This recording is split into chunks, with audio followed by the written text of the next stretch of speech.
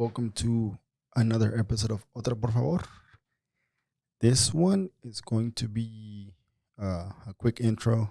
I ran into some technical issues, but they are now fixed. It was a recording with Archie, um, and the video file was damaged. However, I was able to repair it, and now it's good to go. The quality won't be as good as I wanted it to, but you know what? Sometimes you work with what you got. The reason why I'm doing this is because there's a couple of things that have happened, and these ones are starting to touch some sensitive fibers, and they're starting to somehow this type of stuff cause division. The episode with Archie was about the awesomeness of the sport and the beauty of the game itself, especially when you're working and you're putting on yourself and you're writing or you're covering for a confederation or tournaments, and you know how to get there, and the experience behind everything that Archie's gone through is great, and I love it. I hope we continue to have more stories about that. But there's two things that I want to highlight that are wrong and have happened. The first one is the message that Julio Cascante received from this one stupid guy. I don't know where. I think he's in Detroit. I just want to say that we condone any act of racism or anything that has to do with racism here. We don't accept it. We are with Julio, and we just want to point this out because it is not right. I know in football, in soccer, we don't agree with how a player might play or the position he's playing at, or tactics or whatever. But that's part of the game. That's part of us talking about the game itself. But once you take it to a place where there's racism and attack towards the family, that is just stupid. That should be considered a crime, in my opinion. And that is not free speech. I don't think the founding fathers of this country, when they mentioned free speech, they talked about allowing you to be racist. No, that's not what they meant. I know that the team is back in Cascante as they should, and it's pointed out because stuff like this should not be taken lightly. There's been a lot of bullshit that's been going on in this country, and we have to I don't know if it's ever gonna end, but we have to highlight the problems. We have to highlight it and find solutions. Find ways to where just awareness itself, knowing that this type of stuff can be harming. This type of stuff can just lead to more than just an insult, because when you allow something negative to grow, it's gonna grow like cancer, and this racism, like this cancer of racism, that's in the country is just bad. I wish we don't have to be living in this situation for anyone, any player from any team, anyone in general, any individual in this country. I wish they didn't have to go through what Cascante went through. And I probably mentioned earlier, but we're with Cascante, and here in Otra, por favor, you have our support, and just to know that we love you. We might not agree with you sometimes, but we're here for you. Also, there was the semifinal between Mexico and the U.S. It's a growing rivalry, and it's a rivalry that I think has a lot more to it than just the game. But when this type of games are played, and you win or lose, you have to learn how to win or lose this type of games. You have to learn how to take the L, whenever you don't win, and learn how to win, and then just keep it in the field, keep it about the football, keep it. Yeah, you can be competitive and probably brag about how many titles one has over the other, or how many players are going to Europe more than the other. That's fine. That's great. When you talk about it, and you talk about why the argument the U.S. is better than Mexico, or why Mexico is better than the U.S. Bring out some valid points, conversation, a little banter here and there. That's great. But when anything escalates outside of the sport, and this goes in both ways, it's becoming very, very, I would say, very toxic. There's one thing to, de tirarnos y acá de hablar y decirnos ciertas cosas, but when we start just the culture itself, when we start just downing on one culture, that's when I feel like it's wrong.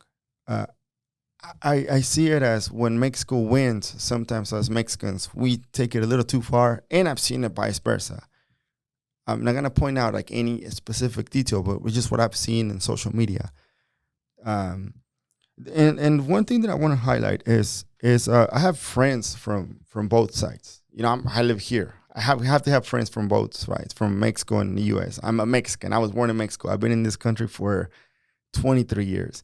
I love, the place I was born, which is Mexico. My culture, everything around it, it's great, and I embrace it.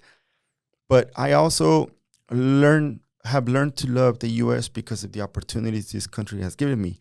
Now, I might not agree with certain things and how, we haven't been given the certain, not even, I would say, privileges, but certain a way for us to continue to contribute to the country in regards to immigration. But at the end of the day, I love both countries. I appreciate both countries. And I know sometimes it's hard, but I love the perfect and imperfect parts from both countries. But what I want to say is for the fans on both sides to not generalize the cultures. I'm gonna talk first to the Mexican side. Whenever our team doesn't win, it's not right for us to throw, stuff in the field. It's not right for us to, or the puto chant. I know I'm saying the word, but it's for several people, it just doesn't, they're offended by it, and they somehow feel as some sort of homophobic speech. And I understand that part. For some, is just a word that we say to our friends. I mean, we, off the camera, when I play soccer with my friends, sometimes we call each other that because we feel like there's a different meaning. But I think it goes with learning how to read the room and learning how to, ¿para qué? Like, why say it? Why continue to say it? Why just, take away the awesomeness of the game for everyone, just because you want to act like a jerk in the field or not in the field, in the stands. It's a word that I know you probably just think is, es una palabra solamente. And that's fine. But we should know when to just stop. We should know when to just, what? ¿Para qué le seguimos? Now, I know there's been a lot of wrong stuff that has been going on in the federation and how they have been doing a lot of things that don't go the right way. Trust me, I get that. I feel the same way. I really didn't end up watching the game on Thursday because I knew the preparation from, the logistics, everything. It wasn't going to be a good result. And also, I didn't watch it because I knew it was going to get toxic. And, it was just going to be the banter was just going to be not about the game, but it was going to be, related to cultural issues and everything that has to be wrong about one culture. So my point is, I think as Mexico, I know we're hurt from a lot of things. I know we're hurt from everything that's been going wrong. And sometimes the wrong seems more than the right for us. Sometimes we feel like we've experienced a lot of, negative more than positives, especially in soccer. But, I just want to point out, if you really, really, really want to find a way to a way to protest is just do what everyone did, or most of everyone did on Sunday. Don't go to the game. Don't buy the tickets. If you really want to make a case, no vayan. Quédense en la casa, hagan una carne asada, pásela con su familia. No les den el dinero a la federación para que la federación realmente vea que el cambio puede pasar, y tienen que escuchar a la gente, tienen que escuchar al consumidor, porque el consumidor es el que está comprando los boletos y es el que les está dando los fondos para que puedan hacer estos tours en Estados Unidos.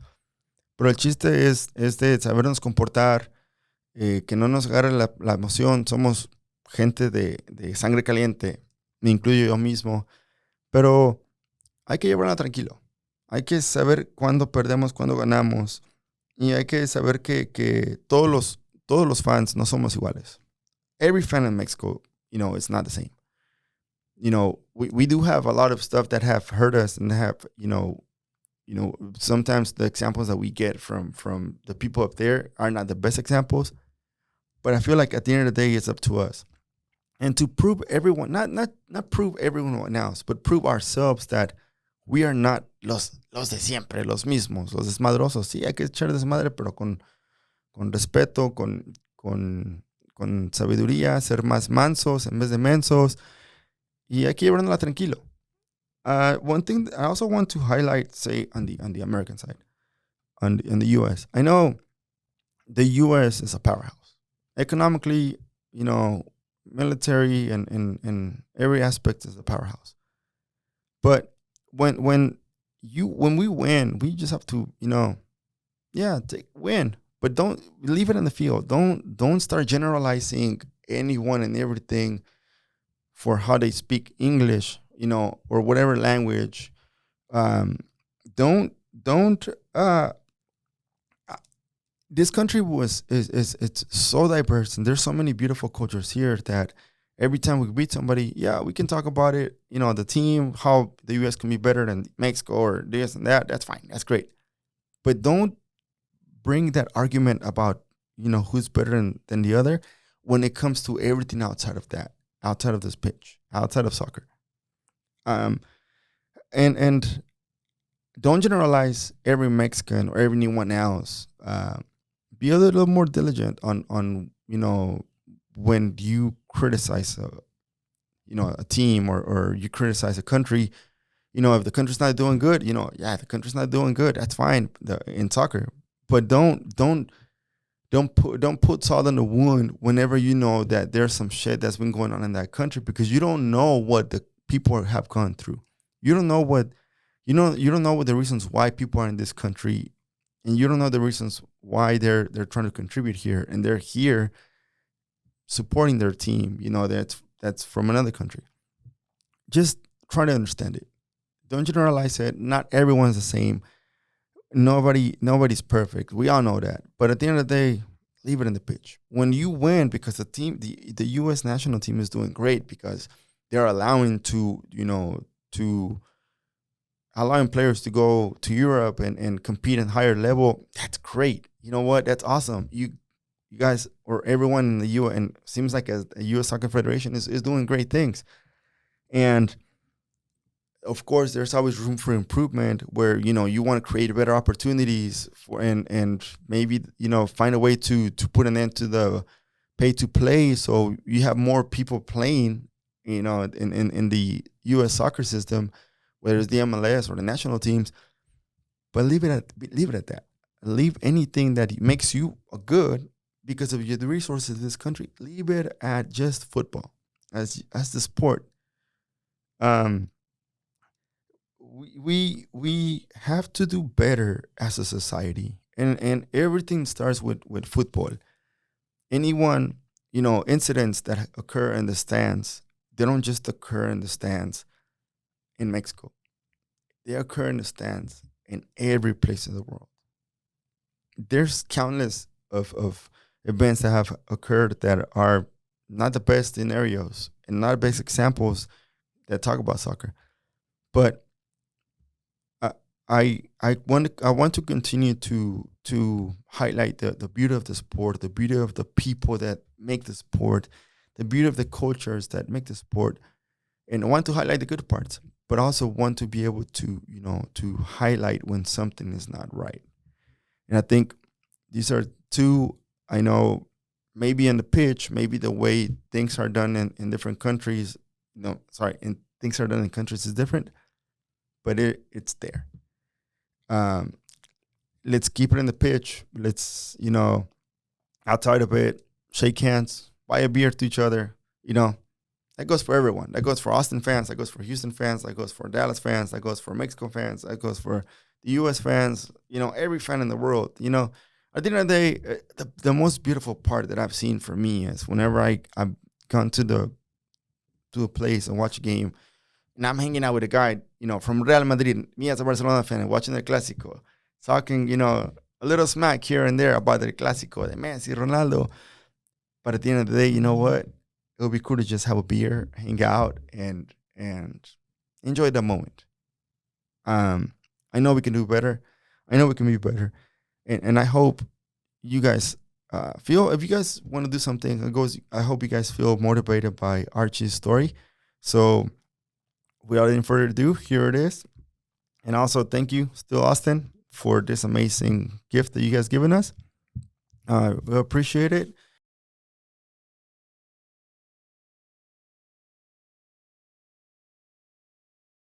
How are you today, Archie? I'm doing great. I'm doing great. It's nice to be here. Can I call you Archie or Arch? You know what? In high school, everybody called me Archie. Okay. So that's perfectly fine. So like our good friend Jorge Turalde, he likes to call me Archie. So that's totally. He calls me Archie Campana. So that's Archie fine. Campana. Un besote donde quiera que esté Jorge. He's a very good friend of the pod. Yeah. Just in general, a great human being. I want to introduce, really quick, let me just, thanks to everyone listening to another episode of Otra, por favor. Appreciate you guys. You get a chance to spend time with us, whether it's on YouTube, Spotify, or any platform where we release the podcast. It's an honor. It's actually over 2 years, and then the stories that we get, they're great, amazing guests that we bring in, and today is not the exception. I've been doing a little research about Archie, and I have some stuff, and then it won't be stuff, you got some stuff, but it won't be nothing bad, I promise. But it's pretty cool. It's the way I feel about this podcast is, there's like right now nowadays football is very facts, very, punch. But sometimes we don't really just take the chance to have a conversation, analyze it, and sit back. And Archie is the guy that I've seen his work, and it's just, it's a very,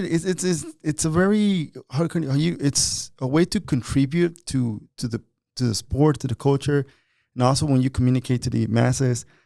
For me, it's a motivation because your story, how it started, how you started learning Spanish, and you took the chance, you took your risk and bet on yourself. That's an article that I read, and I think for a lot of us that are somehow starting or still smaller, that are finding ourselves into spaces or getting access to different places, it's a motivation to have people like you in the industry that it's always willing to help anyone out in any way possible. And I've also seen it because, I'm part of the the media, group we have on Twitter. So you bring out some pretty good stuff for everyone that's helpful. Before we get into the life of Archie, I want to say thank you to Still Austin. They are our new sponsor, and they give us a couple of bottles of whiskey. Today, we are drinking the Orange Mango Express. Delicious. What do you think? Delicious. I mean, it is. I mean, I had to stop myself from drinking it because I wanted to make sure there was still something in the glass because I was enjoying it. It was going down very, very smoothly. Hey, we can always take a break and get one more. Yeah. So this one's straight whiskey with orange mango puree, wild cherry bitters, and a hint of lime juice. Just, to freshen up in this heat because it's hot. Really hot. I mean, can you imagine being out and just playing in this heat? And the guys are going to be playing, Right. in this heat, and it's, even at an 8:30 kickoff, it's still super hot. Yeah, it's hot out there. Yeah, we were. I went to play soccer with some friends yesterday, and we started playing at 7, and we said, "Nah, let's start 7:30 next time." But man, they had to. Yeah. I mean, it's so hot now that they had to even move the time from 7:30 to 8:30. 8:30, which is great because it allowed us to record with you. Yes. You have a busy schedule.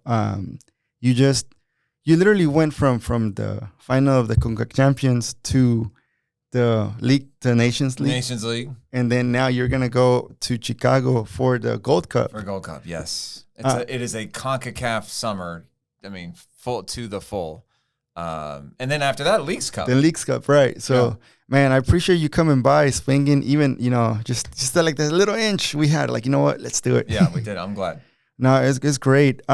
Before we get into the football and how you got involved with everything that surrounds the Concacaf and all your writing, I want to first dive into your family, the life of Archie.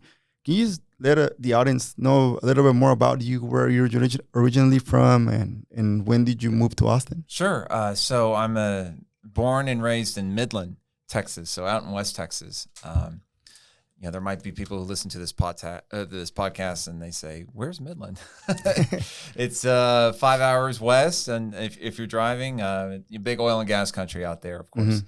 So born and raised in Midland, played soccer growing up out there in Midland. In the dust storms and everything in the spring and stuff like that. So originally from Midland, I ended up. I didn't go to high school out there. My parents shipped me off to boarding school in New England, in Massachusetts, of all places. Mm-hmm. And then, so I did that. And then I went to college at Furman University in Greenville, South Carolina. So 2 different spots for both high school and college. But after that, I was ready to come home to Texas. So in July of 2000, after I lived in Houston for about 1.5 years, and then in July of 2000, I moved here to Austin and have been here ever since. And like so many people who have been here for a while, I've seen the city transform and change. I never would in a million years when I landed in Austin would have ever thought that like an MLS team would come to Austin. I mean, I was just excited when one ended up in Houston, when the Dynamo came to Houston in 2006. But the fact that there's one in Austin now is still kind of boggles my mind to a certain extent. We're still trying to pinch our skin. Yeah, is this real?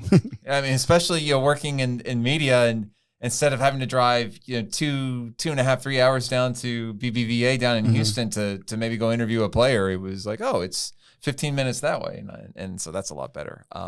So yeah, it's that's worked out nicely. So yeah, I mean, 23 years now here in Austin. What is something you cherish from living in the city?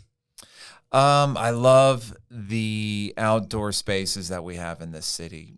Town Lake, I think for me is kind of the true jewel of this city. The Town Lake, the hike and bike trail, and Town Lake, and I'm a member of the Austin Rowing Club, so that's something that I do frequently. I like to go out on Town Lake and just row my boat. I'll take out, so I'll row a boat on Town Lake once or twice a week, and it's a family sport. My wife does it, my daughter does it, so it's for me, that's really my favorite thing about Austin is just all the outdoor things you can do, and it's a particular note. Somebody from Midland. I mean, growing up in Midland, have you been out to Midland?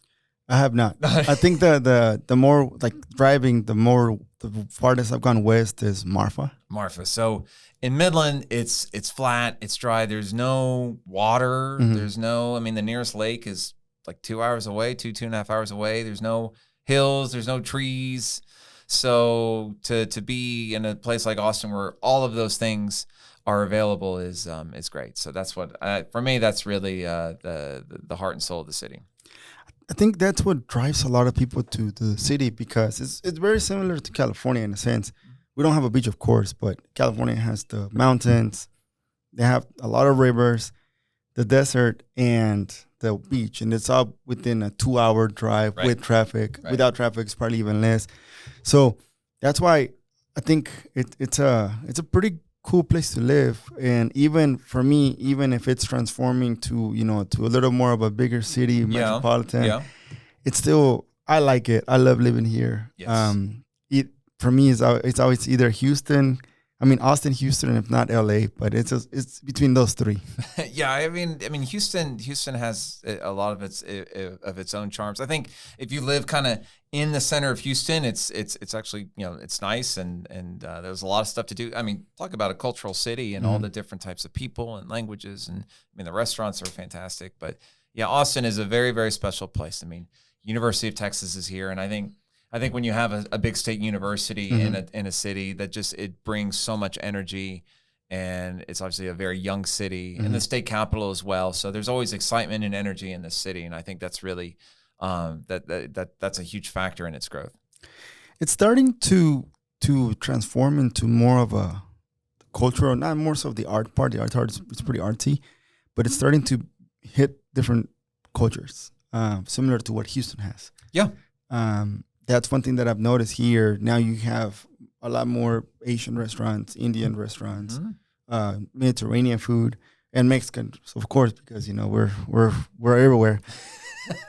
but it's one of those that now the tacos here they're getting good. They're starting to get good. Yeah, I mean like true Chilango tacos, right? True Chilango tacos. There you go. They're getting the good stuff. Yeah, I think so. I think you see. There was a time in Austin where if a new restaurant opened up, people would be talking about it. Like, there's a new restaurant in town, and then now it seems like there's 5 new restaurants opening up every week, and all sorts of different culinary approaches and everything. So it's really cool. It's really cool to see that fusion. I like the city, but a little more of you.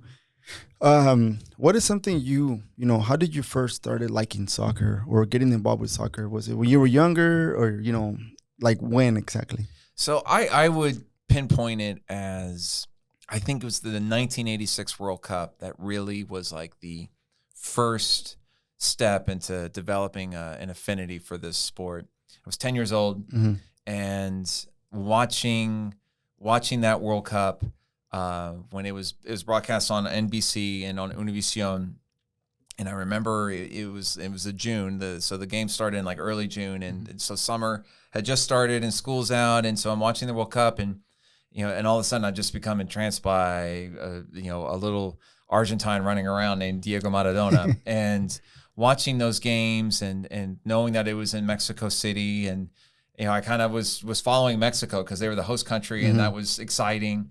Wondering where the U.S. was. I'm like, why are we not in this? Why are we not in here? And not realizing that, like, no, we didn't qualify because we were terrible back then. But really, it was that 1986 World Cup. And I remember a great story from that, watching the tournament and following Maradona in Argentina, and then all the way to the final. I missed about the first hour of the final because, being the good Catholic boy that I am, I was an altar boy, an altar server growing up, and I had to go to an altar boy meeting on that Sunday of the World Cup final, and I fought my parents tooth and nail, and they said, no, you have to go. So I didn't get to watch the game until like the last 10 minutes of the World Cup final, but I saw the most important part, Argentina scoring a winning goal. So I would say that was it. And then, it's important for people to remember that back then, the soccer just wasn't broadcast on television. It just wasn't available. Like, there was no, you couldn't just turn on your TV on a Sunday morning and watch, or a Saturday morning and watch Premier League or anything like that. You could watch some Mexican football, and then, but the World Cup was really like the only time where you got to see all of the big European stars. And so you were always wondering, okay, who's the big Brazilian star that I'm going to get to learn about in 86 or in 90 or even really in 94. So that was, those, anytime the World Cup came after 86, I was just so excited watching a World Cup. But really, I think the next step was when I studied in Spain in 1996 as a college student and living in Madrid, which is, that's all you got to say right there. Like, being in the heart of the Spanish capital, and having access to not just Real Madrid, but Atletico Madrid games, Rayo Vallecano, Getafe, all the great clubs there in Spain. And it was also the year that Ronaldo Fenomeno, the Brazilian Ronaldo, was playing at Barcelona. He had that fantastic one season at Barcelona. And then that really, that got me into the European scene because as an American, still then you're not really familiar. You're just not familiar with all the different clubs and the leagues and the competitions and everything. But being over there in Spain and understanding, okay, this is La Liga and there's promotion and then there's relegation and watching the games with the Spaniards in a bar and a cafe and just talking about the games endlessly. It's one way how I improved my Spanish certainly was just reading about football, talking about it.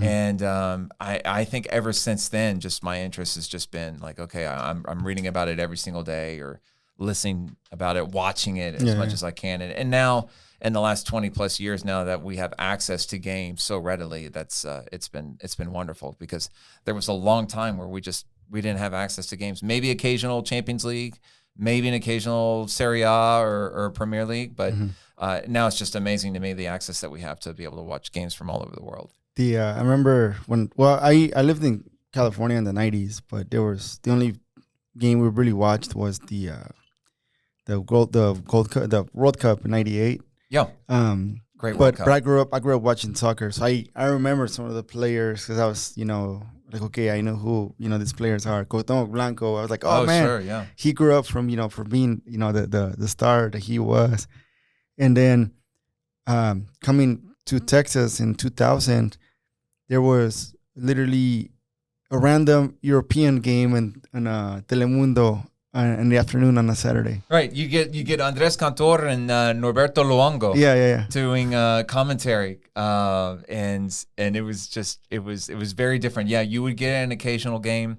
Fidel Irish Pub on 4th Street would they always had Setenta Sports, so you might be able to get a Premier League game there. But sometimes I remember Euro 2000, you had to pay like $20 to get into a bar.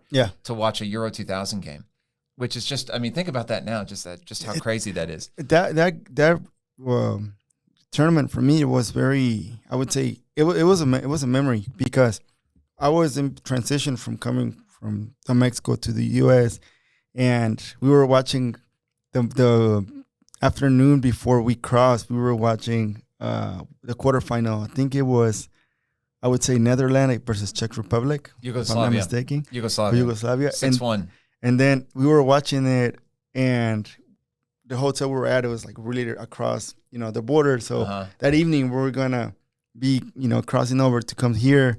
So I ended up watching part of it in Mexico and the rest of it here in the States. Wow. That's interesting. So I'm like, man, it's one of those that, like for you got to experience a lot of transitions in football. Yes. For watching it from the 80s to now, you've seen everything. Oh my gosh. And then just the difference in the game just being broadcast. And then of course the growth of the leagues. I mean, I'm 47 years old, born in 1976. So by the time I was playing soccer as a kid, the NASL had burned out. The Pele NASL Los Cosmos and all that. Well, I mean, that was no longer really a thing. And MLS was still light years away. And so really the only professional league that you could follow was indoor. So the Dallas Sidekicks, like Tattoo was like one of my soccer heroes. Tattoo from the Dallas Sidekicks. Anytime he scored a goal, he'd throw his jersey into the stands at Reunion Arena in Dallas. So and the San Diego Sockers, that was like the big rival. Always had to beat San Diego. So that was it was almost like this wasteland of professional soccer in this country, and it explains why the national team struggled so mightily in that time. But the World Cup 1994 obviously changed everything. The fact that the tournament came here, and then the fact that MLS started, that really was truly a game changer. And when everything started, you were still in Madrid. Because in the 80s, in the 90s, 1996. Yeah, 96. I was in Madrid. I graduated from college in 1998. And I mean, would have loved to have, somehow found a way to stay in Spain, or go back there and work. But eventually ended up here in Austin and was just working in high tech. So didn't start immediately into football because this was, again, the time .com boom is happening here in Austin, and all these, young people from all around the state of Texas are moving here to try to, to work for a .com and get stock options and become a millionaire in 9 months or whatever. So chase that dream. But it wasn't until I'd say I'd pin it at like around 2008, 2009, where I just kind of on my own started writing about soccer and just writing about, whether it was like the European game or also the U.S. national team players or U.S. players abroad. And it was right around that kind of that 2010, 2011 time frame where I started making some good connections, and I was able to start doing some freelance stuff for ESPN, and that really that kind of propelled me forward. You wrote for ESPN. You wrote an article about Guiseppe Rossi, Yes. whether he was going to play for Italy or not. Yeah. But back then you were sort of practicing, and that was an article that ESPN picked up and said, you know what, we're going to release it. But before that, and also learning Spanish, what was something that you recall was your struggle when you first started diving into Spanish? Because your Spanish is very good.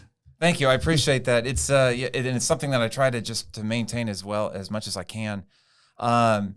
It was difficult. I think I was very fortunate when I arrived to Madrid that I lived with a host family, in particular a host father who really was just dead set on me speaking Spanish. I mean, I remember the second week I was there, he saw me with an International Herald Tribune, a newspaper, an English-speaking newspaper in my room or my bag or something. And he's like, no me jodas, tío. I don't know if we can say that on this podcast. Oh, yeah, you can say whatever. No me jodas, tío. Estás aquí para hablar español, para aprender español. Así que nada inglés. I mean, he gave it to me. I'm like, okay, yeah, I gotta fall in line. So I was at a Spanish university. I'm living with a Spanish host family. And, that first like month and a half, 2 months was exhausting because I'm speaking Spanish the whole day. But what really helped again was football, was talking about, watching the games and talking with, Spaniards in the bar, because in Madrid, if anybody's ever been there, there's a bar like every like 200 feet. There's a bar, cafeteria, or whatever that's got a game on the screen at night, and I think that really helped, just the constant conversation and speaking to locals about football and just speaking and practicing the language. And then, after a couple of months, I'm like, I'm starting to feel much more comfortable speaking this language.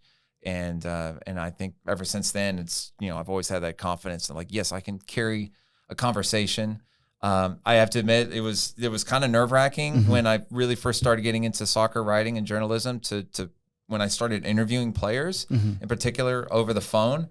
That was a little nerve-wracking to deal with that. But then after like the first couple of interviews, it's like, no, I'm comfortable here. I understand, what these guys are saying, with the exception of like the occasional Cuban or Caribbean Spanish play, like a Cuban Spanish or a Dominican Spanish. That can get a little tough to understand sometimes. Yeah, I mean, that can be a little difficult, but on the whole, once I felt comfortable with that, like, okay, I can move forward with this. And you think, like, say, for some players that, you're trying to speak their language, they actually tend to appreciate it. You're asking them questions. I've seen it, at the Q2, or even in general, when I can't remember who it was, but they were actually starting to talk to, was it Urruti in Spanish? And Urruti was just, like giving them the opportunity, like, let it out, even if it comes out wrong. For example, like for me is I'm trying to be a little more, not eloquent, but a lot more. I slur a lot when I talk. So sometimes I don't think when I say something. So my goal is to think before I say anything or ask a question. But in that thought, I get confused because I'm like, okay, I'm trying to just get to the point and it's here, but it's like, you start rushing. Yeah. But for you, practicing, of course, you run into bumps, but you took the chance. And I think learning a new language, doing something new, it's the first step is the hardest. But I think once you take the first step, it's all pretty much sailing. Yeah, and it's okay to fail. It's okay to mispronounce. When you're writing in Spanish, which I did for a while with Diario Marca. I mean, I would make grammatical errors. That would happen, and I would get called out on it. I mean, users on Twitter or whatever, or in the comments section would kill me. Like, okay, it's gonna happen. but you just try to learn from it, and just don't be afraid. Hay que meterse, right? You just have to dive deep and understand that most of the time somebody's going to understand if you make a mistake, because how many times have you been speaking with somebody in English who's not a native English speaker, and they might make a grammatical mistake, but you just roll with it because you understand what they're saying. Yeah, and going from switching after coming back, you were in the .com in tech doing sales, I believe. Yeah, sales. Yeah. And that's when you decided to do more writing, and then you bet on yourself. What is the meaning for you when you say, you know what, I have to take a chance on my own, my own talent or my own work to really make this happen? Because now you had a family at that time, or were you single? Yeah. No. I mean, she was my daughter, who's off camera. She's here. At the time, she was about 2.5 years old. Okay. Now, fortunately, I'm very, very fortunate and blessed in the fact that my wife has a very good job, very stable employment. So it really allowed me to take that chance. And I know a lot of people, maybe a lot of young aspiring journalists maybe don't have that luxury, but I did. Fortunately, thankfully, because of my wife, Sylvia, who I love dearly. So and she was very supportive of that, and that's important. I would say before the whole thing about betting on myself and taking that trip to Spain to interview Guisseppe Rossi, I think there was one moment that really kind of pushed me in that direction to say, okay, I think I can do this. And it was 2010. The MLS All-Stars were playing Manchester United in Houston. Okay. And I mean, I was able to get that's when Chicharito was just signed. It was Chicharito's very first game in a Manchester United uniform. Big deal. But I remember I was able to get credentialed through just a little website I was writing for. And I remember going to the press conference, and then all of a sudden, the Manchester United press conference, and all of a sudden, like, Sir Alex Ferguson walks out on stage. And I mean, you're starstruck because it's Sir Alex Ferguson. Yeah. I mean, just the legend of all legends.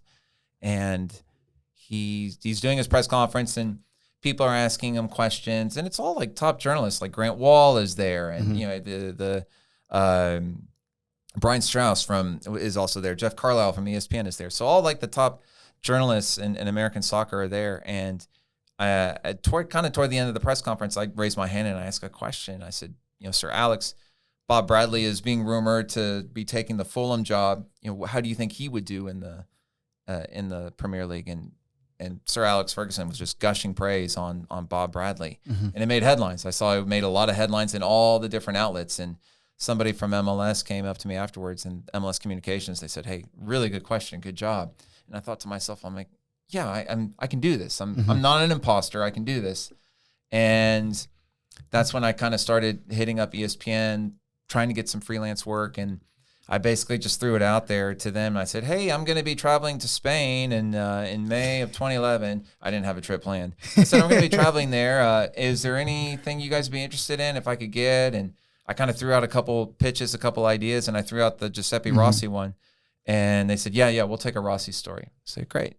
And for those who don't know, Guisseppe Rossi, a great striker who, unfortunately, injuries really prevented him from becoming, I think, what he really could have been. He could have been a great striker for Italy and in Europe. But at the time, he was having his best season as a professional at Villarreal in Spain. And so he turned down the offer to play for the U.S. national team, even though he's born and raised in New Jersey. It was his father's dream for him to play for Italy. So he chose to play for Italy. He scored against the United States in the 2009 Confederations Cup. So a lot of people view him as like a traitor or a Benedict Arnold, which is silly. For Mexicans, the Ricardo Pepi. Yes, exactly. So, but I got the Rossi interview, and I ended up spending, I think, like 2.5 hours just chatting with Guisseppe Rossi, overlooking the Mediterranean. Wow. There it is in Villarreal, and wrote a story, and it got published, and it really allowed me, that kind of opened my doors to they opened the doors to ESPN to be able to do some work for them. I ended up working for them for 4 years as an editor.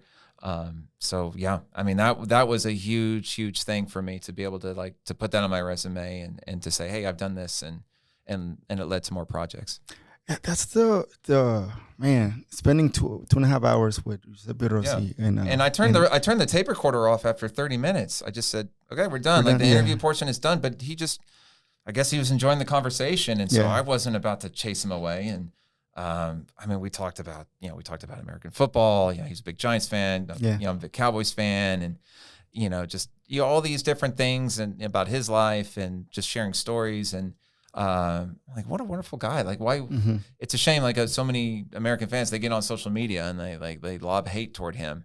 But it was very revealing. It was like, I really love doing this. I love talking to these athletes, getting inside their heads, asking them questions, getting to know them, understanding what motivates them, what are their ambitions, what are their ambitions after their careers are over. And so yeah, that was the after that it was like, this is really what I want to do with my life.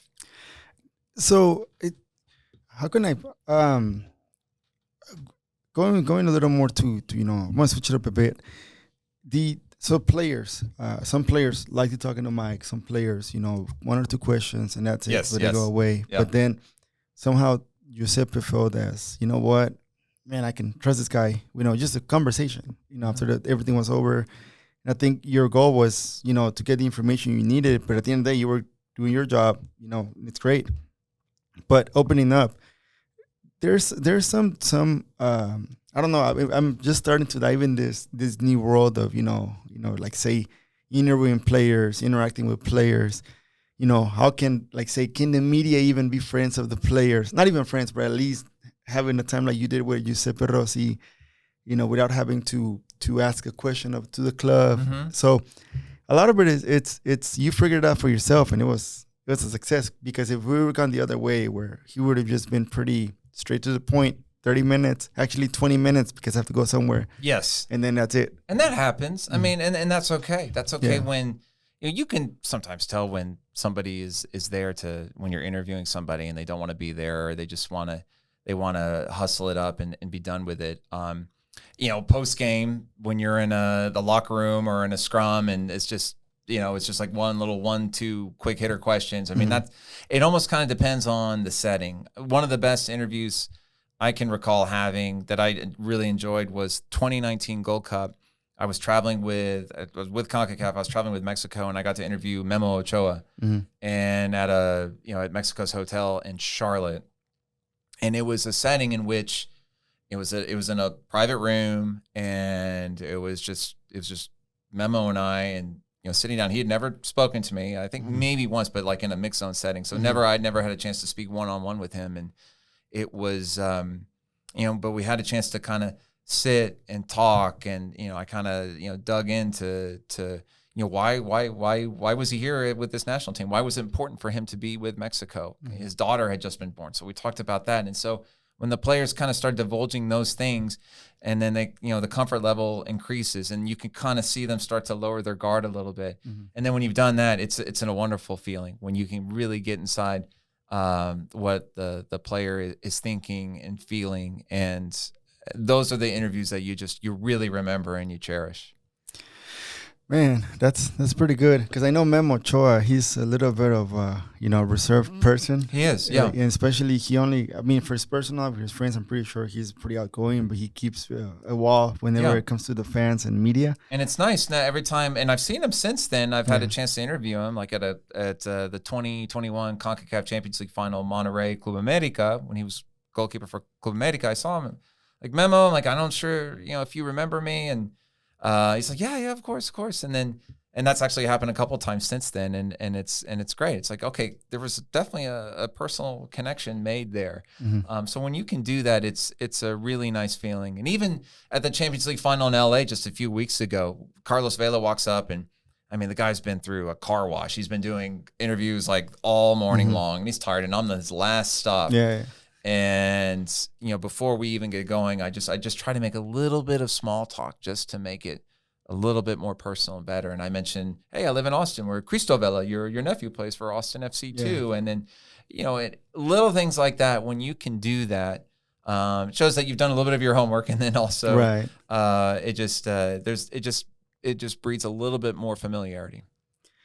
That's good, because at the end of the day, your job to communicate, as a communicator is to let the audience know what the players, give us some information, a little more, I would say, intimate, when it's a one-on-one setting. So when the people get to see this one-on-one interviews, a lot of them actually sort of understand why certain players go a certain way. Yes. For example, for me, one I would say a turning point in how I wanted to approach a player or to ask is with Rodney at the game after the game against New Mexico. Rodney Redis, yes. Yeah, when he finally scores, yes. Yeah, and I asked him like, hey, how do you feel? Your first goal, what is something that you've done different compared to the past? Mm-hmm. And he talked about him always working hard. And then the second question was like, hey, next goal, just to be a little more loose, like, was your dance celebration? And he said, well, I don't think of a celebration right now because my grandma passed away 3 days ago. So I just think of her at this moment. And I was like, whoa. Yeah. So for me, it was just went like, okay, I know the team is not doing the best right now. And we can be asking all these hard questions, but sometimes it's like, get to understand why the players are going through, what they're going through. Because at the end of the day, they're humans. And exactly.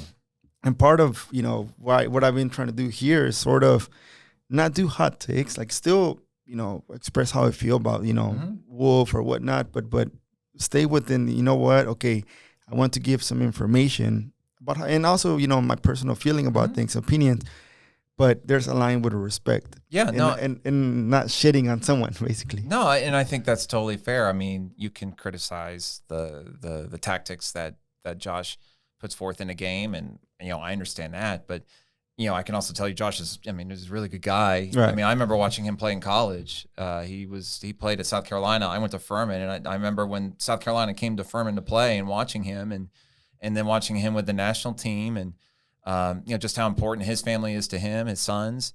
So yeah, like little things like that. And when you start to form those relationships, and there are all sorts of different guys all around the league who, some players you'll just get to know more than others. You just strike up a rapport just naturally with them.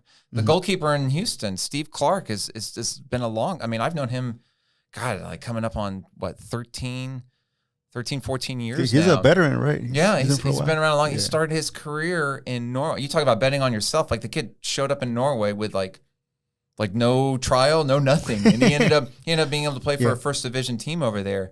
And I remember at the time writing stories about him and interviewing him, and we've always stayed in touch. And so, I always wish him success. And when you have those relationships and the way they manifest and grow throughout the years, and how these guys have really made great successes out of their careers, it's really great. And yes, they're human beings, and whenever they decide to step away from the game, who knows what they do? Maybe they go into coaching, maybe they go into punditry, or they're on TV or Sirius XM, or maybe they just step away from the game altogether. But you remember those moments, and it's those relationships are great to have.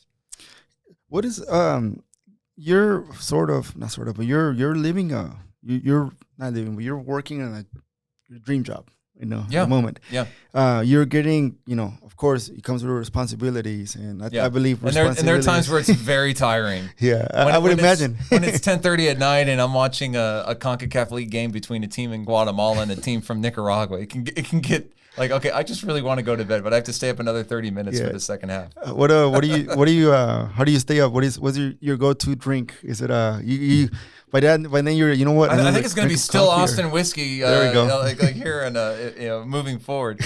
No, I just try to stay up with water or whatever. Just try to keep myself awake because sometimes it can be hard.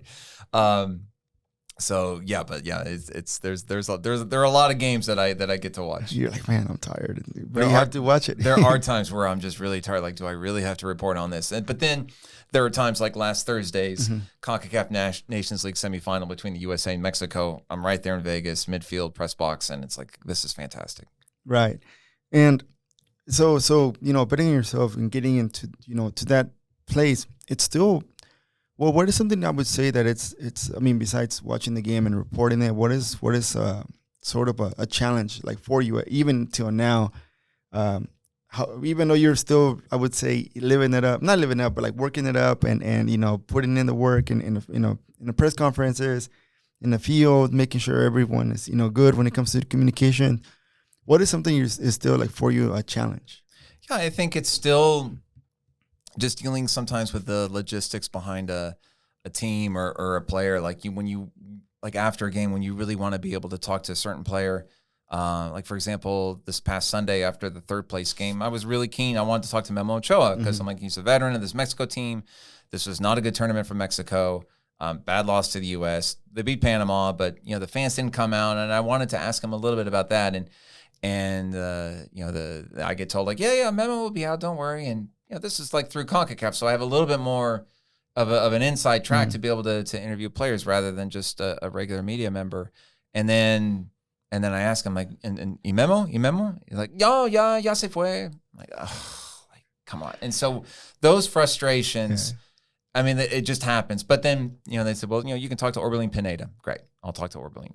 Nice guy. Yeah, pues ni modo, véngase. Yeah. Let's talk about your dance. Yeah. So those are sometimes the frustrations that can happen when you're expecting something to happen, or the team is kind of keeps you lingering, or you just sometimes have to just deal with, or just being stood up altogether. You just have to deal with that sometimes, and not take it personal. And not take it personal at all. Just like it happens to everybody. I mean, I remember, I mentioned him earlier, Grant Wall. There's this great story when he interviewed Ronaldinho in Barcelona in 2006 at Ronaldinho's like heyday, and Ronaldinho was 8 hours late to the interview. So what did Grant Wall do as he was waiting? He went to get lunch, breakfast, who knows? dinner. I mean, I'm sure had a workout. I'm sure it was incredibly frustrating for him. But he got in. I'm pretty sure that helped his career over time. Absolutely. That's there's one that I have. I would say the biggest name here.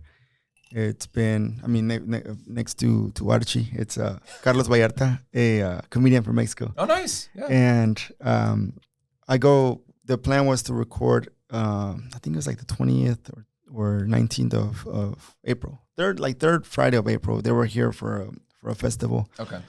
And I was in contact with his people and like, okay, fine, I'll go pick you up and then bring you over here. We'll do the interview on a Friday and then give me an hour and I'll drop you back off. And I'll go take you to eat dinner if you want. And then, it was great. So then I went to his show on Thursday, said hi to him and, hey man, looking forward to tomorrow. Yeah, see you tomorrow. He's like, Richie, same here, sorry, we have to move it up a little later. No, that's fine.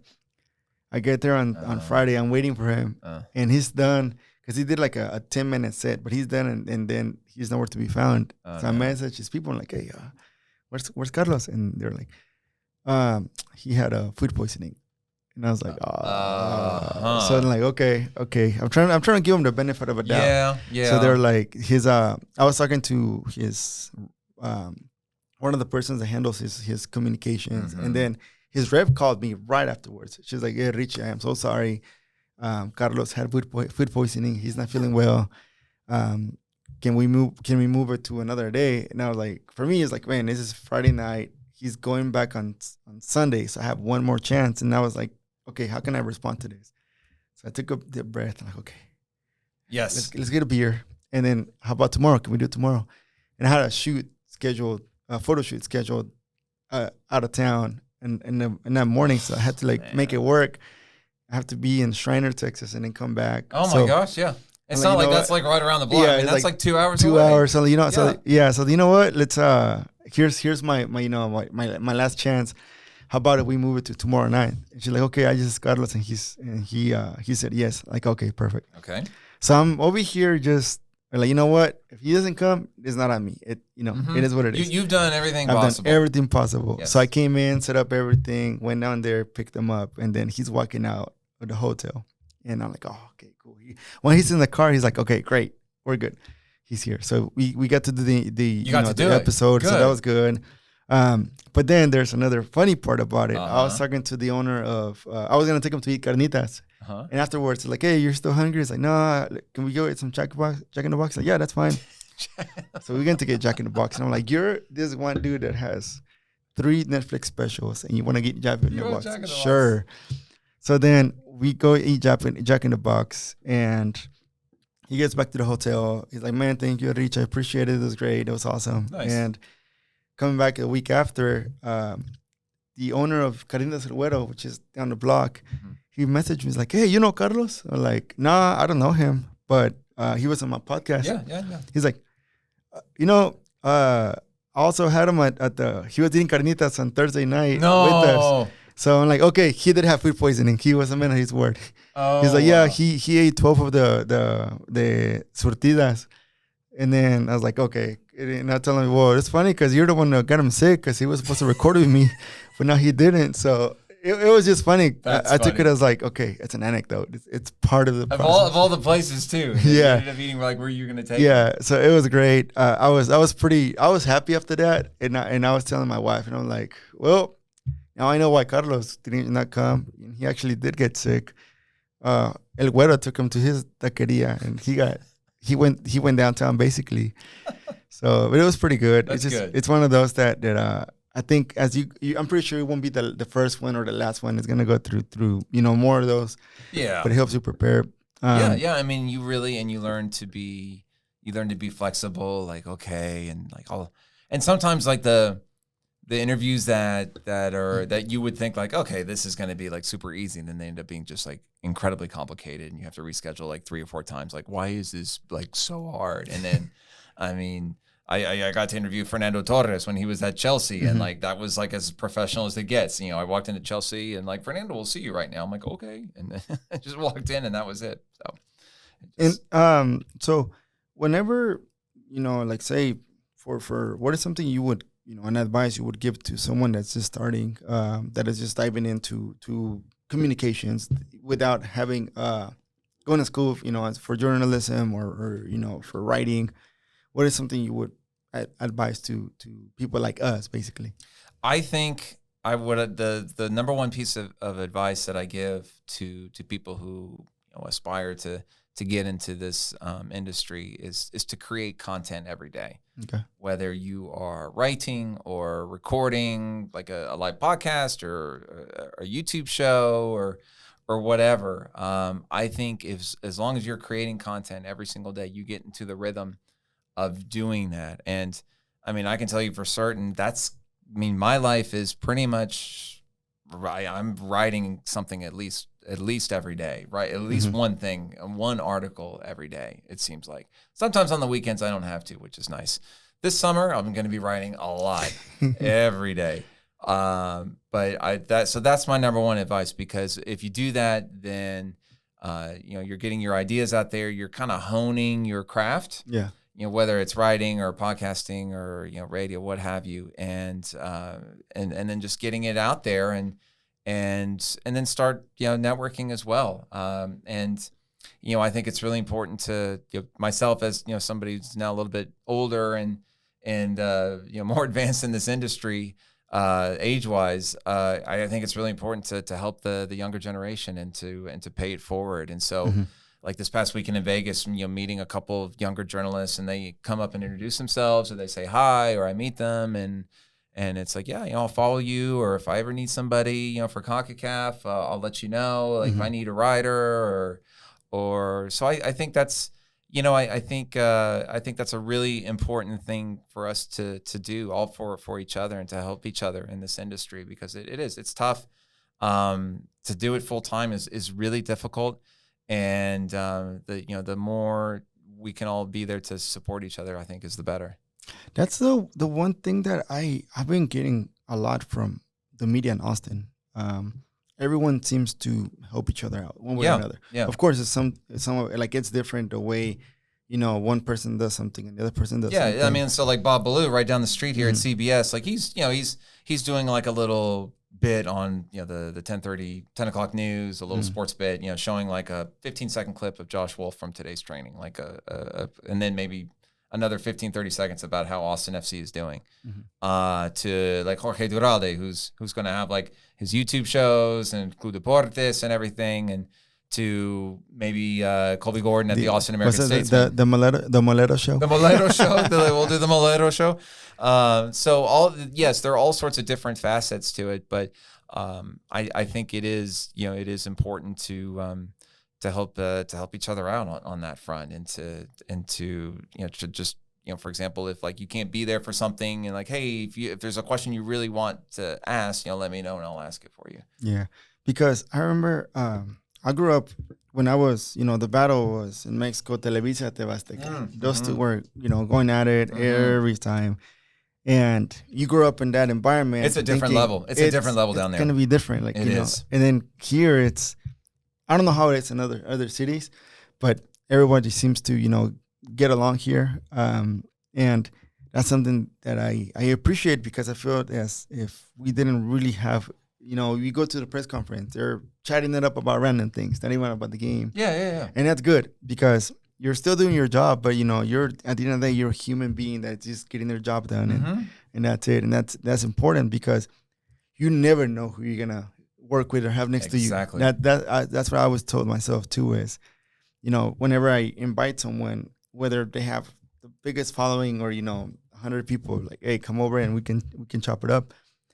But I'm always with I don't know where this person's gonna get, but my goal is to put their story out there so everybody can hear it. So one day I can he was here first.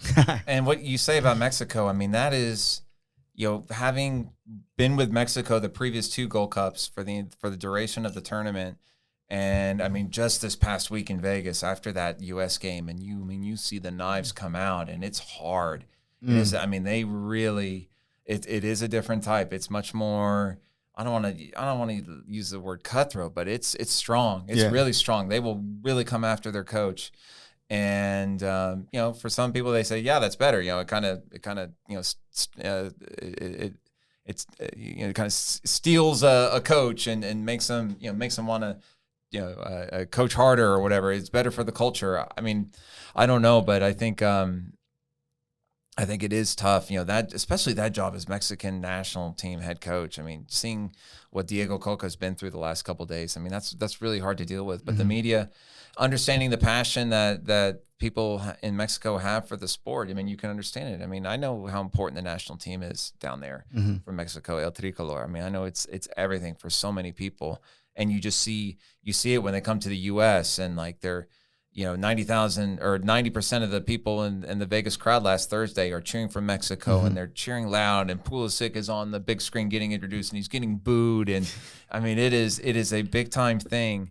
And when you see that, it's like, wow, that's part of it is like, wow, that's really amazing, and just that's awesome that there's so much interest for the game there. But then you could also see how damaging and off-putting that could be. I mean, Tata Martino looked exhausted by the time he had down a lot of gray hairs. Yeah, he looked like, man, he aged in whatever he would age in 10. He aged in 3 years. And Juan Carlos Osorio, same way. Just I mean, it's really taxing to be the head coach of the Mexican national team, and because the media is Fútbol Picante or the Fox Deportes guys. Azteca. I mean, it is all like it's super intense, which is going to make this Gold Cup very, very interesting. One thing that I like just from people that grew up looking at in media, I always like to go to interviews about them and their lives, and there's one thing that I get is like somehow Jose Ramon Fernandez helped a lot of people out. Some like my backstab him, but. The reason why I'm saying it is David Faitelson, that's his right-hand man. Yeah. And David Faitelson had this interview with several, now, like I would say, like YouTubers. And one of them, he does a lot of movie reviews, or he gets a lot of, whenever a movie's about to release in Mexico, he's the one that he puts everything together. Yeah. I know you heard of Escorpión Dorado? No. Alex Montiel, he's done pretty good over time, and he was saying he does this sort of interview in the carpool karaoke type of. Okay. And he had David Faitelson, so they traveled to where he lives, and Alex Montiel traveled to where Faitelson lives, and he was saying David Faitelson called him the day before the interview, like, hey, don't make any plans before we go do the interview. I want to have you guys come, and I want you and your crew and my family to have a meal. and talk about, just personal random stuff that, that help us get to know each other. And then David Faderson was just saying that he got that specific part from Jose Ramon Fernandez. Jose Ramon, yeah. He was just like that towards him. He gave him the opportunity, like, hey, you know how to write? Like, yeah, I write baseball. Okay. Now you're going to write, whatever in soccer. And then Andre Marin, the other one that would write about international soccer, even though he didn't have all of the media, not the media, the resources to look at the teams. You have to go read the newspapers from every league or whatnot. So a lot of it is, it's great for me when I hear stories like that from the people up there. Yeah. Faitelson is interesting. When I was working at ESPN FC as an editor, and we were doing some translation from ESPN Deportes to publish on ESPN FC in English. And I kind of headed that up. And one of the guys at ESPN Deportes was like, hey, get in touch with Faitelson. And, like, if you're going to translate his work, get in touch with him and let him know. And so I reached out to him and I introduced myself. And he's like, okay, great. Yeah, here's my Twitter account and password. He's like, if you want to put it on my Twitter account. Wow. I'm like, wait a minute. I've got David Faitelson's like Twitter handle and password at my disposal. And so there was a time there, and if you saw anything tweeted from David Faitelson in English, it was me. And so the fact I would just chuckle. I'm like, this guy has like 2 million followers. He's either one of the most beloved or hated men in Mexican football media or sports media, and I've got his Twitter password. He's a character. Yes, he is.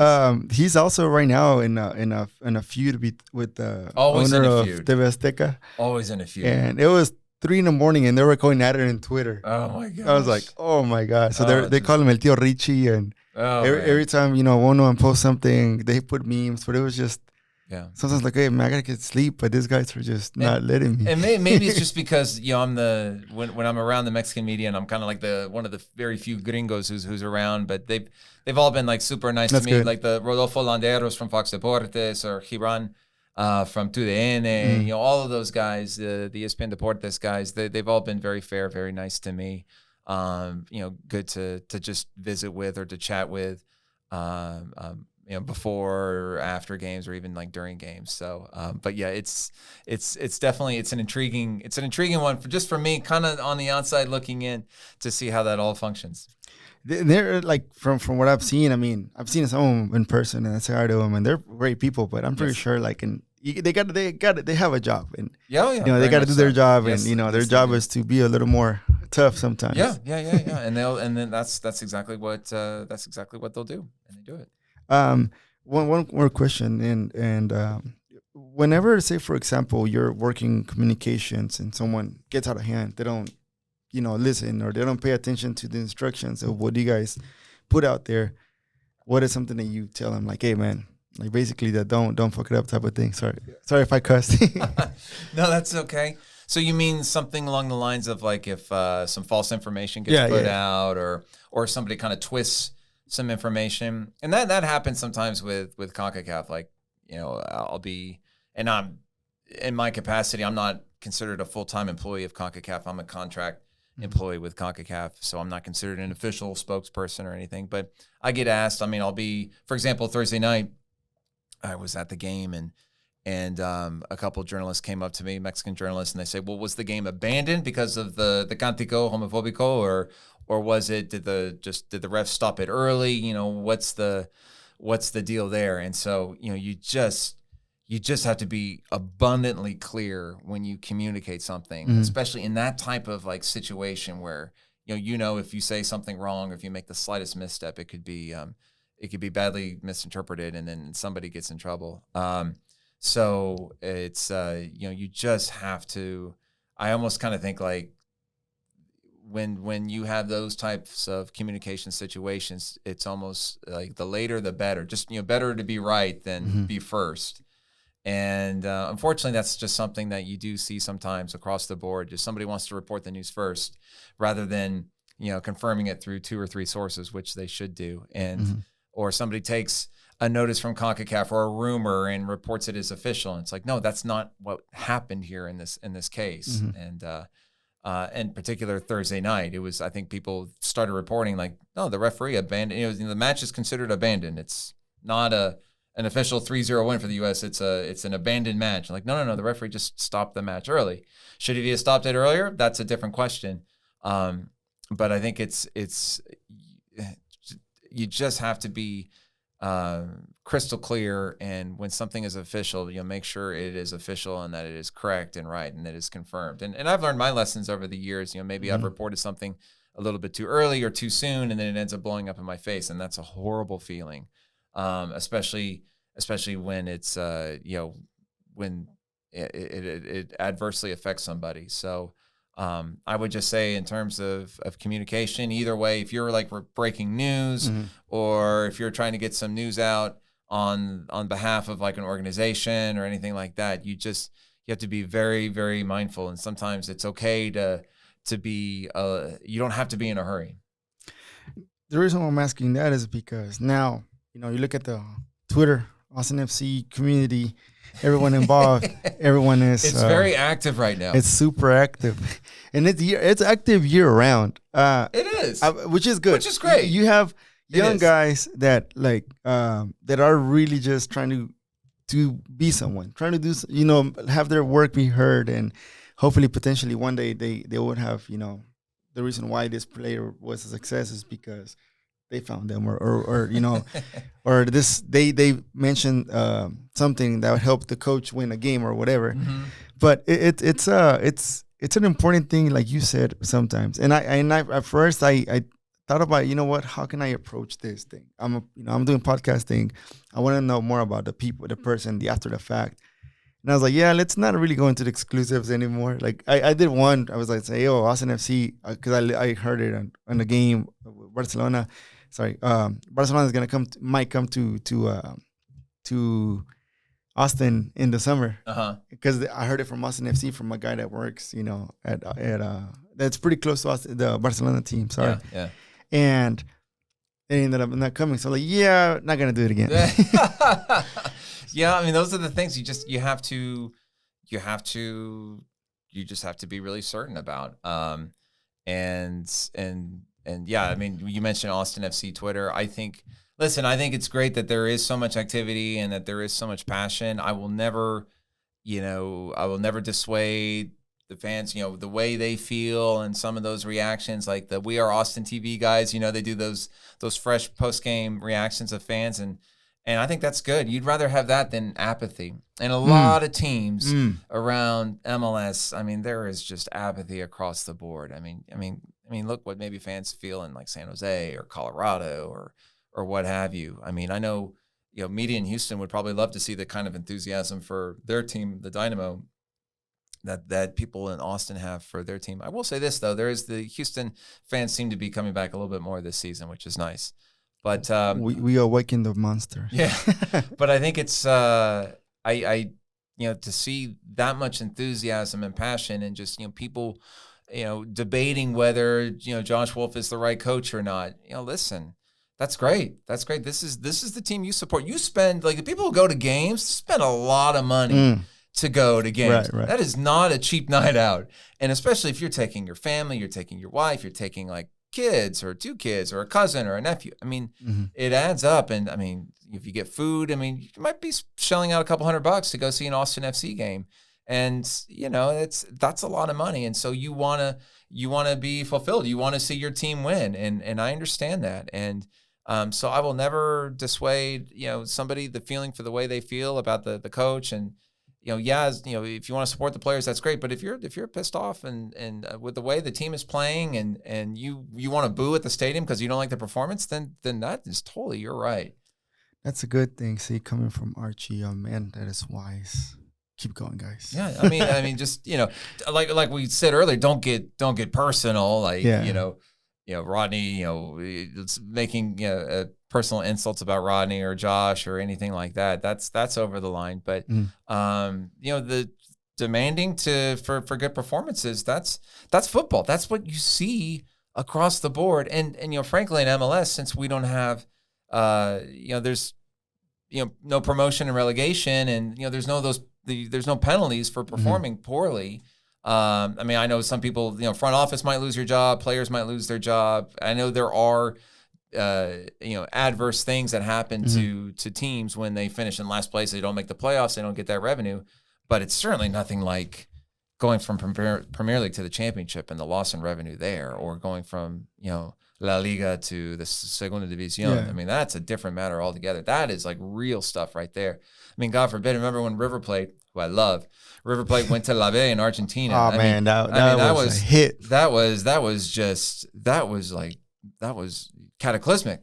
So I welcome the passion, the enthusiasm that Austin FC fans have for their team, and discussing the team on Twitter or whatever, if it's there's Slack channel, whatever it is. I think it's great, and I think it's fantastic that people are getting into the sport, and they're learning more about MLS. They're learning more about football in this region. There's so many different layers. There's a lot of history, and the more the better, because it only stands to get better as we get closer and closer to 2026. That's the one thing that I really want to, as we grow, and, hopefully the U.S. gets to, to bring more and more people in, because looking at on Sunday, how much people was there to watch the U.S. final versus Canada. It was nothing compared to what Mexico would do. Exactly. And, I think that has long been a quandary for U.S. soccer, and being able to fill up stadiums and to sell out games, and I mean, the Mexico, if Mexico had been in the final, that place would have been full, right? No questions asked. And that's kind of the nature of the sport. I mean, Concacaf Nations League is a new tournament. I think a lot of people are like, now what is this? I mean, I'm sure there were a lot of people in the Vegas area, more casual soccer fans. Right. If it had been like a gold, I mean, not a Gold Cup, if it had been the World Cup, they all probably would have been there. Yeah. It would have been tons of people there. But not understanding, the casual soccer fan in this country is not going to be able to maybe completely decipher the difference between Gold Cup and CONCACAF Nations League. I mean, my poor wife. My wife is Argentine, and at one point she looked at me this week like, "Now, where are you going?" I'm like, "This is Gold Cup." And then, "What are you doing when you get back here?" "Leagues Cup."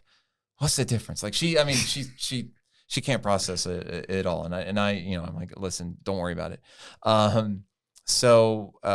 But yeah, it is frustrating when to see the U.S. national team not be able to fill a stadium like that, especially for a final. But I think it is also important to remember that soccer in this country is more than just the U.S. national team fans. I mean, and just like how I look at Austin FC, like when I see players from Austin FC get called to other national teams, I think that's an important thing too. This is a country where we were talking earlier about Houston and Austin and the people from different backgrounds. This is a soccer crazy country, because I was there in Las Vegas last Thursday night and 60,000 people were just rocking that building. It's a soccer country. It's just maybe not U.S. national team. It's maybe it's Mexico, or you go to Chicago, and Poland would probably sell out Soldier Field if they came and played a World Cup game. It kind of or Portugal in the Boston area. Wherever you have those strong immigrant ties, Washington D.C., El Salvador. I mean, they pack it in. Houston with Honduras. So I think this is a football loving country. It's just maybe not through the traditional line of thinking that we see it that way, but it is different. It's just people from all different backgrounds. Would it be great if the U.S. national team had more backing? Yes, but it's up to U.S. soccer to try to promote that. It's up to these players to show it on the field. And and for the promoters to promote that, and a CONCACAF Nations League final, is that going to really get the juices flowing for people to show up? I don't know, but maybe the Gold Cup final does, and SoFi Stadium in Los Angeles, and if the U.S. are in it, who knows? Yeah, it's a lot that will come, and a lot of it is in limbo. But like you said, it's just the beauty of sport. It's lived, and I mean, there's a reason why all these European clubs come here every summer, right? Because people want to see them, right. It's like, well, that's part of that's part of soccer too. Soccer in the United States is not just the United States national team and MLS. There's so much else. USL Championship. They get really good crowds for their games. And then you got the European clubs who come over. And then, of course, the Mexican national team and all the Mexican league friendlies that come. And in our history suggests as much. Soccer did not start in 1994 or 1996 in this country. It started way long ago. So let's also recognize that that's part of what this game is in this country. I think that's the key is learning, everyone involved in the game and not just the national team and the MLS. Yeah, exactly. Because when you want to include everyone as much as possible, your chance for success is gonna be higher. Also, you're gonna have a risk, I'm pretty sure.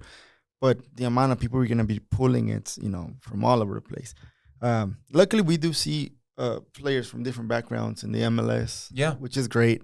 It really is a diverse league. I mean, you got guys from all over. Yeah, that's something that I give the league. You are trying to do everything to bring in as many people from Gambia, Zambia. Yeah. Asia. Asia. You got like guys. There are players from South Korea, New Zealand. New Zealand. Of course, all over South America. Bolivians were like that kind of helped build this league. With Marco Echeverri. Yeah, those guys and Colombia, with the Pibe Valderrama and Hristo Stoichkov from Bulgaria. He was one of the trailblazers of this league as well. One of the first big players who was here. Mm-hmm. Guys from all over. All over. What was his name? What's his name? There was a kid from Africa who was like this. He had this great celebration dance in the late 90s in MLS. How am I forgetting his name? Digital, like Takawara or something like that. That's what's so neat about MLS is that you do have players from all parts and not just like from, in Argentina, you look at the Argentina league and it's all Argentines and then like some Paraguayans and Uruguayans and like maybe a couple Chileans and like that's it. Like no, like here in MLS you get all across the board. We just need a Mexican in Austin FC. Just one. Yeah, gosh, that's the one that I like. I like everything you guys are doing great.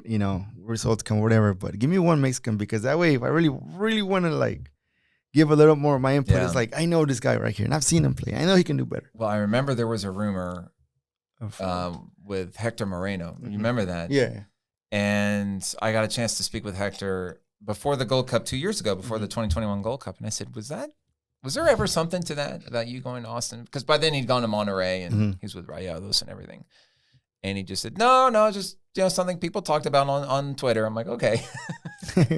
Well, if you talk to somebody like Hector Moreno is imminent, the signing is imminent. I know Layun is the one that he was in Austin for vacation in December, and they're like, oh, he's coming, and everybody went nuts. And I was like, oh, he's coming. Like he's a target. I'm like, wow. It would be really great to get a Mexican national team player here. I don't know who it might be at this stage. I'm just racking my brain right now.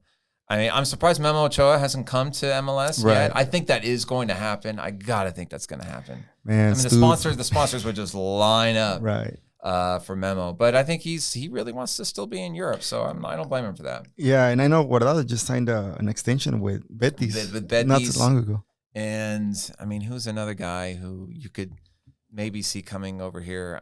Maybe Raul Jimenez. Yes, winning MLS Cup would be cool, but what would be great is to see, maybe a kid from East Austin, South Austin, somewhere in the Austin area, rise up through the academy, make his debut with the first team, reach the national team, and then get sold overseas. Like what would be wonderful to see is a kid from Austin playing in a Champions League final. That's what I want to see. That would be great. How cool would that be to see, you got a kid from Austin, and let's use, David Rodriguez as an example, playing for Real Madrid or Liverpool in a Champions League final. Like that to me is like, that's what the goal is. Austin winning MLS Cup, that's cool. US Open Cup, whatever, winning trophies, winning titles, but really, it's about because you got to think there's talented kids around here. There's talented kids in all these other sports who are from Austin.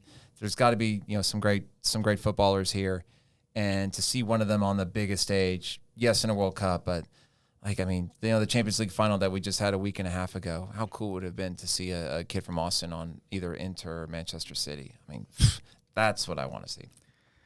Man, I am honestly, this is one of those things that, like, hopefully when it happens, we're gonna come back to this audio recording, and say, hopefully, and we're still here. We're like, oh, I remember. Yeah, in this Tuesday when it was almost, we lost the audio for this episode. We mentioned this, and it came to an actual what's that word? It came it became a reality. Yes.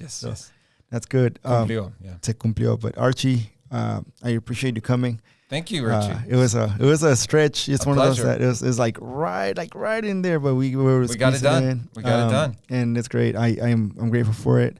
And how can people follow you? Anyone that wants to reach out and have questions? Yeah. So if anybody's interested, they can follow at Archbell. That's my handle on Twitter, and that's where I spend most of my time, I guess. If online or on social media, and then for any of my writing, pretty much anything that you see on the Concacaf website comes from me. So anything from a match recap, preview, interviews, those types of stories.